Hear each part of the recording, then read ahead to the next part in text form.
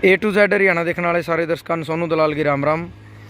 मिर्जपुर गांव के बाहर फिलहाल आप खड़े हैं और जो 12 खाप के 17 गांव और 5 गांव पंचग्रामी के 22 गांव उप तहसील खेड़ी चोपटा में जो आवे हैं उनका पिछला मुआवजा लेकर जो 47 दिन धरना चल रहा था। दुष्यंत चौटाला डिप्टी सीएम हरियाणा उनसे मुलाकात हुई उस कमेटी की। तो जो 12 खाप के प्रधान हैं फिलहाल वर्तमान में मास्टर राजकुमार जी राखी थे, उनसे पूछांगे कि कुछ बातचीत हुई है, कि कुछ आश्वासन दिया। तो प्रधान जी राम राम।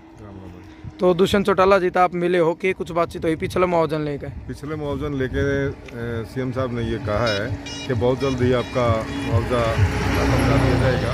हमारे पास एक अरेवा तहसील की जो है वो असेसमेंट नहीं पहुंची है, बालसमंद और खेड़ी डेवलप की होगी है, तो उसके तुरंत बाद आपका मुआवजा रिलीज होगा। कुछ टाइम निर्धारित थोड़ा बहुत आइडिया? लगभग 15 अगस्त से पहले सब पैसा आ जाएगा, यानी 15 दिन में आने के पूरी संभावना है।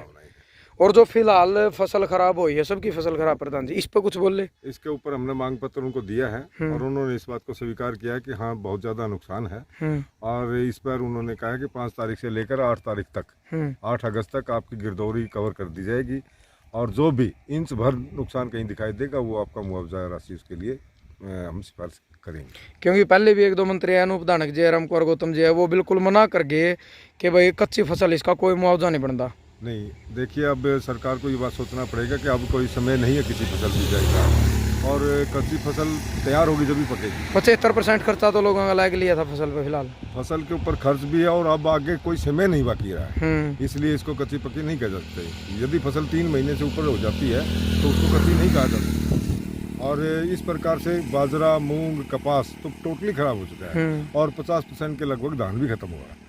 तो अब किसी भी समय किसी फसल का समय ना रहने के बाद सरकार के पास कोई और अलग इससे वो नहीं है कि वो किसी न किसी प्रकार किसान की मदद करे। तो ई वाली फसल की 5 से 8 गिरदौरी होगी, 5 से 8 तक की गिरदौरी होगी, उसके बाद वेरिफिकेशन होगा। उन्होंने कहा है कि यदि किसी बजट में हमारे यहाँ बैठता है तो हम कोठे जो ट्यूबवेल वगैरह बैठ गए हैं उनका मुआवजे की राशि बात करेंगे।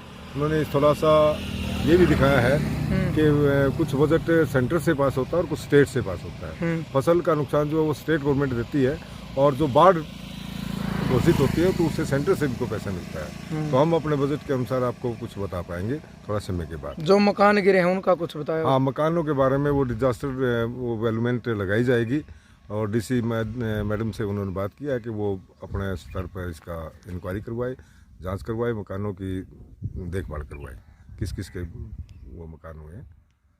ठीक है जी, धन्यवाद।